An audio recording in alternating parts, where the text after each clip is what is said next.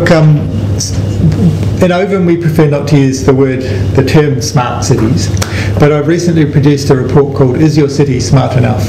And it looks at the development of smart cities around the world with a focus on some Asian examples. The term smart city is used to apply to the use of information technology in all its forms to improve the economic, social and environmental sustainability of cities. So finding ways using IT to enable cities to cope with growth and development with less environmental impact, to make cities more attractive places for people to live in socially, and also to attract economic growth. So it's the use of a broad range of technologies along the lines of broadband, of advanced digital systems for transport, for health, for urban planning, for automating the functions of buildings to make them consume less energy and generate less heat. So that's the broad realm of smart cities. One of the reasons at Ovum we prefer not to use the term smart cities so much, even though it's a very popularised term. So IBM, for example, has Smart Planet and a large range of smart initiatives. Cisco uses the term smart and connected communities to describe its program of investments in this area. But the problem we find is that many of these initiatives, in retrospect, may turn out not to be as smart as they first looked. There are many unintended consequences. A lot of this is experimental, and it's not really clear what aspects of the use of digital technologies in cities will be successful and which ones won't.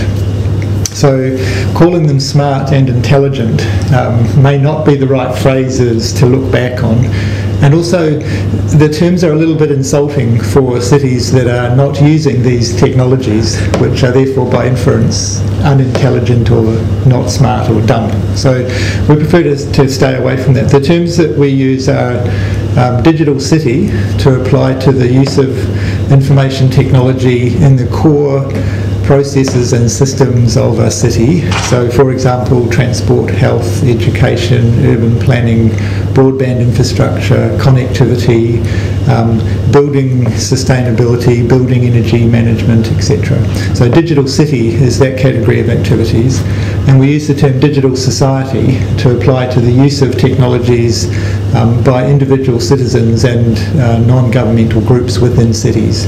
So digital society, for example, is the use of clever websites to establish community forums, to share information in the community, to help people plan travel journeys, to carpooling, to a very wide range of things, right down to the use of generic platforms like Facebook to help people organise themselves within cities and build social fabric.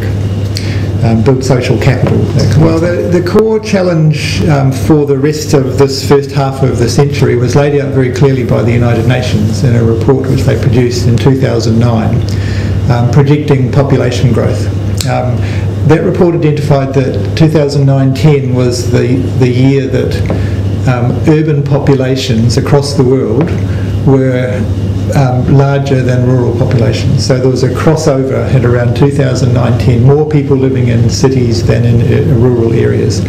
And the projections of urban growth are for something like 2.9 billion additional urban dwellers between now and the mid of the century, 2050.